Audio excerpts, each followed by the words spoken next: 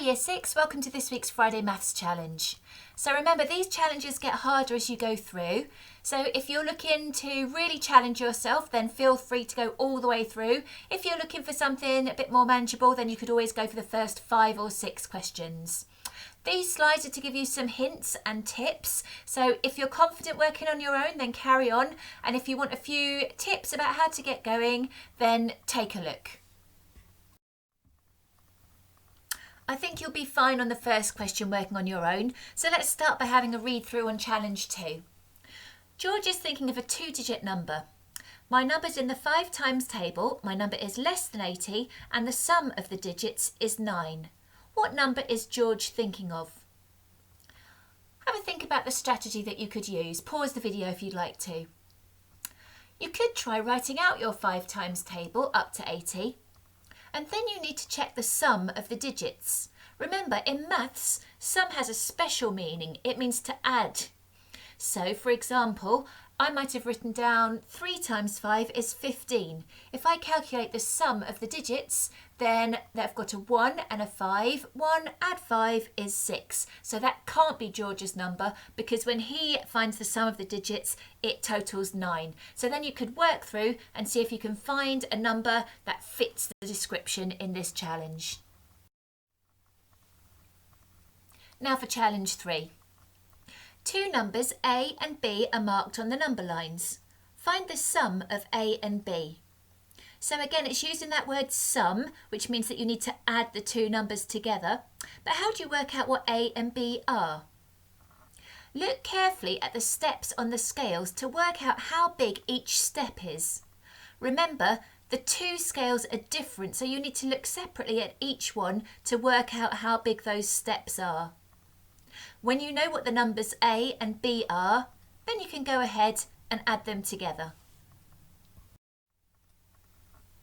Let's have a look at challenge 4. Max buys a shirt and a jacket. The jacket costs £25 more than the shirt, and the total cost of the shirt and the jacket is £87. So how much does each item cost? Well, a bar model is a really good strategy to use here. At the top, I've got the total cost of the jacket and shirt, which I know is £87. I know that the jacket costs £25 more than the shirt. So first off, you can subtract £25 from the total of £87. That shows underneath the bar model. Then the remainder of the amount, if you divide that by 2, the shirt must cost half of the amount that was left, and the jacket must cost half of the amount that was left plus that £25. Challenge 5 uses some of the strategies that we practiced when we were getting to grips with algebra. The mass of 1 cube and 4 cones is 110 grams.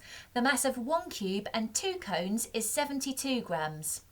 What is the mass of 1 cube? So what we need to do is find the difference between the 2 amounts. When I look at the 2 pictures, I notice that the top picture is the same as the bottom picture, except there are 2 more cones in the top picture than there are in the bottom picture. So I could say that the difference between the top picture and the bottom picture is 2 cones.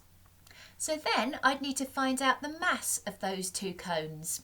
Well, if the mass for the top picture is 110 grams and the mass for the bottom picture is 72 grams, if you subtract 72 grams from your 110 grams, it will give you the mass of 2 cones. Once you know the mass of 2 cones, you're well on the way towards working out the mass of that 1 cube that you're aiming for.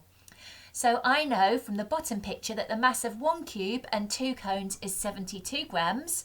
So if I subtract the amount that I've worked out that 2 cones weigh from 72 grams, that should leave me with the mass of 1 cube. Challenge 6 is all about your knowledge of units and your confidence converting between units. A plank of wood is 4.6 metres long. These 3 lengths of wood are cut from the plank. One of them is 1.45 metres, one is 88 centimetres and one is 1,630 millimetres. What is the length of the wood left? So for your first step, you need to convert all the units for the lengths that are cut off the plank into the same unit of measure. I'd recommend you go for centimetres here. So the middle one is already in centimetres, 88 centimetres, 1.45 metres. Well, I know that there are 100 centimetres in every metre, so I can convert that one into centimetres. And then 1,630 millimetres. Well, I know that there are 10 millimetres for every centimetre, so I can convert that one into centimetres as well by dividing the total by 10. Once you've got the measures all in centimetres, then you can add them together, and then once you've got that final amount, you can subtract it from the total length of the plank of wood, 4.6 metres. So if you're working in centimetres, you again need to remember to convert that measure into centimetres. Don't forget when you give your final answer that you need to say what unit your answer is in. So we've got a volume question for challenge 7. A factory makes these wooden cubes, and the cube has side lengths of 3 centimetres. They're packed into large boxes, and the large box has side lengths of 15 centimetres, 27 centimetres and 12 centimetres. How many of the wooden cubes can be packed into one large box? So if I look at those side lengths, I notice that they are all multiples of 3, which is lucky because the small wooden boxes has side lengths of 3. So I'm going to think, how many lots of 3 centimetres fit into 27 centimetres? How many lots of 3 centimetres fit into 12 centimetres? And how many lots of 3 centimetres fit into 15 centimetres? That should tell me how many boxes, how many of the wooden cubes, fit along the bottom of my big box, how many fit along each side going back, and how many stacks, how many layers can I have? So when I've got those 3 numbers, I need to multiply them together, and that will give me the final number of boxes, that will give me the final number of cubes that fit inside the box. We've got some fractions and percentages for challenge 8. Amrit, Beth and Caroline sell cookies. Amrit sells 1/6 of the cookies and Beth sells 30% of the remaining cookies. Beth sells 12 cookies and Caroline sells the rest. How many cookies do they sell altogether? Well, again, a bar model is going to be helpful to start to work this one out. We know that Beth sells 30% of the remaining cookies, and that amount, 30%, is equal to 12 cookies.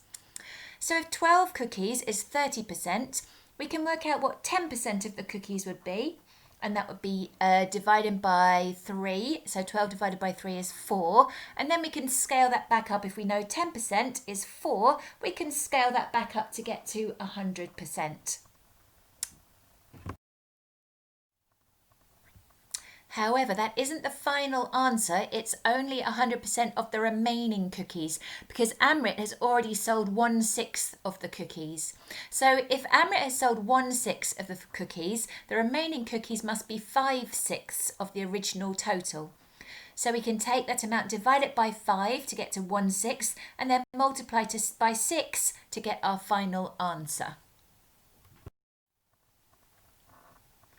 We're using our knowledge of fractions again for challenge 9, and again I've drawn it out as a bar model to try and help work out the answer. So half of the length of rope A is equal to 3/5 of the length of rope B. Rope A is 42 centimetres longer than rope B, so how long is rope A?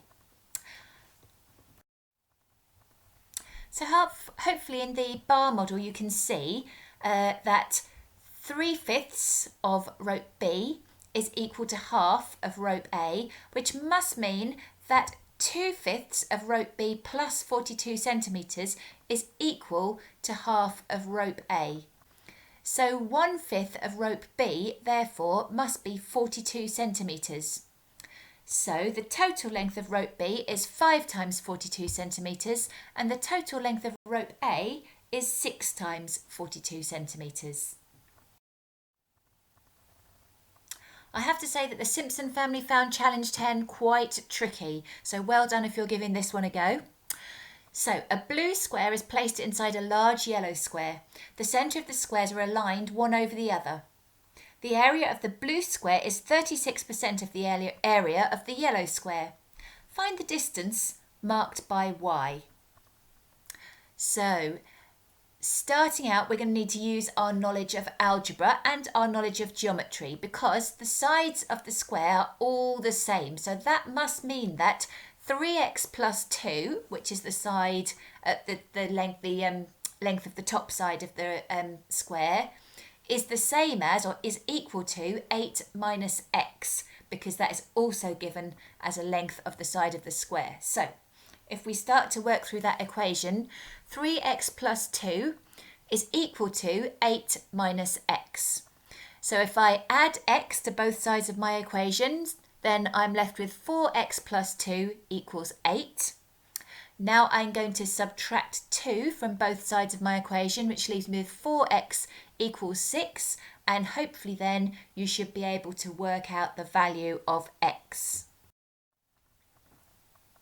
Once you've calculated the value of x, you can then put that back into the equation to work out the length of the side of the big square, because we know that the equation to find that length is 3 lots of x, 3 times x plus 2. Now we then know that the area of the small square is 36% of the area of the big square. I noticed that 36 is a square number. 6 times 6 is 36, which made me think if I did 0.6 times 0.6, I would get 0.36. So I can work out that percentage fairly easily. 36%, the overall area is 36%, so it must mean that each side of the smaller square is 0.6 or 60% of the side of the big square. So my next calculation is to work out the value of 60% of the number that I got for the sides of the big square. Very nearly, when you've done that, you're very nearly there at the final answer. Once you know the side of the large square, the length of the side of the large square and the length of the side of the small square, if you take the length of the side of the big square and subtract the length of the side of the small square, then you're left with 2 lots of y.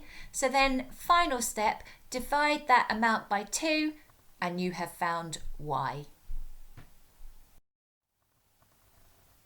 That was definitely some challenging problem solving. So well done for giving those questions a go, and have a fantastic break. I should think you're ready for it now, so have a fantastic weekend and we will see you next week.